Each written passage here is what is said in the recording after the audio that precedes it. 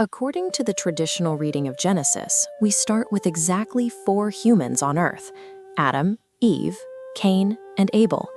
That tiny population drops to 3 when Cain commits the first murder in human history, killing his brother in the field.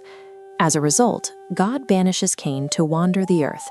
But right here in Genesis 4, the narrative hits a massive roadblock. Cain suddenly expresses a fear that other people will find and kill him. Then he travels to the land of Nod, finds a wife, and builds a fully functioning city. Skeptics rightly point out the obvious math problem. You cannot populate a city or find a spouse in a world where only 3 living humans exist.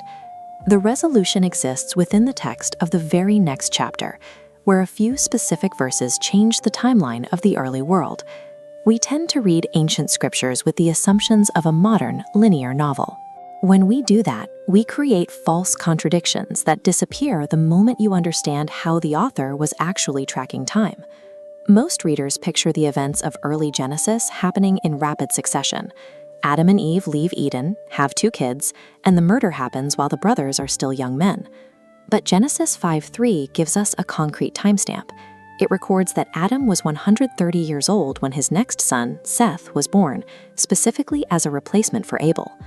This timeline reveals the story's true scale. Starting at Eden, we see a massive 130-year gap. Genesis 5:4 fills this space. Adam and Eve had other sons and daughters. Given a biological mandate to multiply, the population scales exponentially over a century. Cain's wife was not a new creation from a separate race of humans. She was a sister or a niece, drawn from a human family that easily numbered in the hundreds or thousands by the time he laid the foundations for a city. Missing the author's highly compressed timeline completely distorts the biological scale of the ancient world. Cain didn't walk into an empty wasteland. He walked into a rapidly expanding society. Of course, this introduces an immediate ethical and biological problem. Sibling marriage is incest, an act strictly forbidden by God later in the Bible. But we have to check the chronological timestamp on those rules. The strict laws prohibiting close relative marriage arrive in Leviticus 18, delivered to Moses roughly 2,500 years after the events of Genesis 4. Think of Adam and Eve's genetic code as a flawless first draft, entirely free of recessive mutations. Sibling reproduction in this first generation carried no biological risk. But across centuries of reproduction, copying errors accumulated in the human genome, a process known as genetic entropy. You can actually track this degradation in the text. Abraham marries his half-sister. Generations later, Jacob marries his cousins.